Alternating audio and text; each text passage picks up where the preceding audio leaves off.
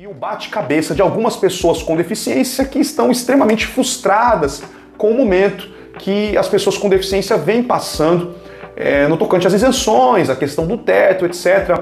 Olha só essa situação que eu vou colocar agora na tela para vocês, essa situação do Robson Reginaldo, né? Reginaldo. O Robson Reginaldo, ele falou o seguinte: Michael, se o carro tem mais de 4 anos, já foi recolhido todos os impostos, está isento de IPVA. No caso, eu pago somente proporcional e reverter a minha CNH-PCD para normal. Eu continuo isento de IPVA enquanto o veículo permanecer em minha posse, sim ou não? Bem, a princípio aqui, né, eu até tinha enviado essa imagem para o Dr. Faria.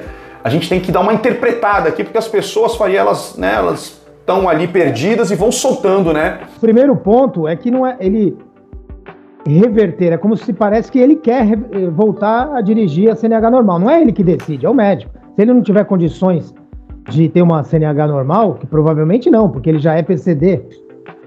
Não é uma questão que parece, né? Não é uma questão que ele passou por uma avaliação e o médico entendeu que ele não é uma pessoa com deficiência, ele não preenche os requisitos e tirou a observação da categoria PCD.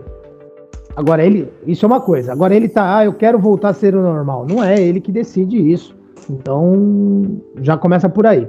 E depois, se ele perde a condição de PCD, ele perde a condição também de ter o benefício do IPVA, porque vamos entender que ele está isento de IPVA é porque ou estava deferido já o caso dele, ou porque ele passou no IMESC e entendeu que era PCD. Então agora ele quer reverter, quer voltar a ter uma CNH normal? Tá difícil de entender aqui a pergunta, mas pressupondo que ele já foi deferido e ele quer voltar a CNH normal. Não é ele que decide, primeiro ponto. E segundo, em tese, ele perderia também a isenção de IPVA. É claro que a Fazenda e o Detran não têm essa comunicação perfeita, né? Mas lembrando que quando o PCD falece, já existe a comunicação direta. Então não é difícil acabar ocorrendo uma comunicação. Então ele vai perder a condição de isenção de IPVA, no meu entender. Claro, se tiver essa comunicação.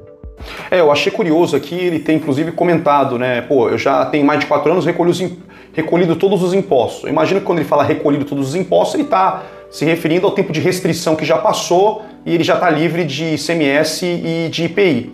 Porém, ele fala que tem isenção de IPVA e aí ele fala sobre pagar o proporcional, né?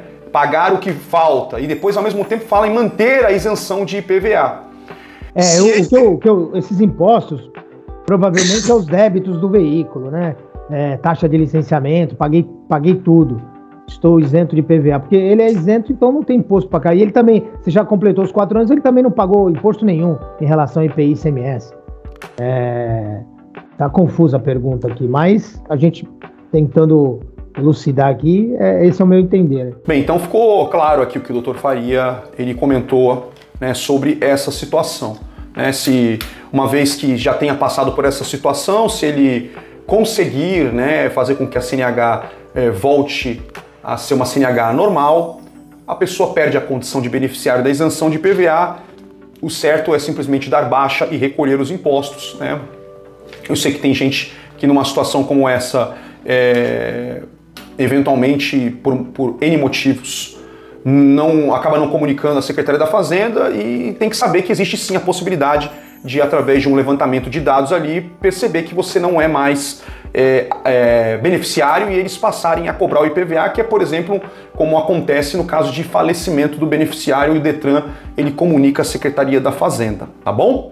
E o risco é bem grande, Michael, até de recolhimentos de anos anteriores. Por exemplo, se ele perde a condição de PCD e fica com a CNH normal, vai passando o ano e ele vai ficando com o carro e a Fazenda mantém ele isento. Se a Fazenda descobre, pode retroagir até os últimos 5 anos e cobrar tudo de uma vez.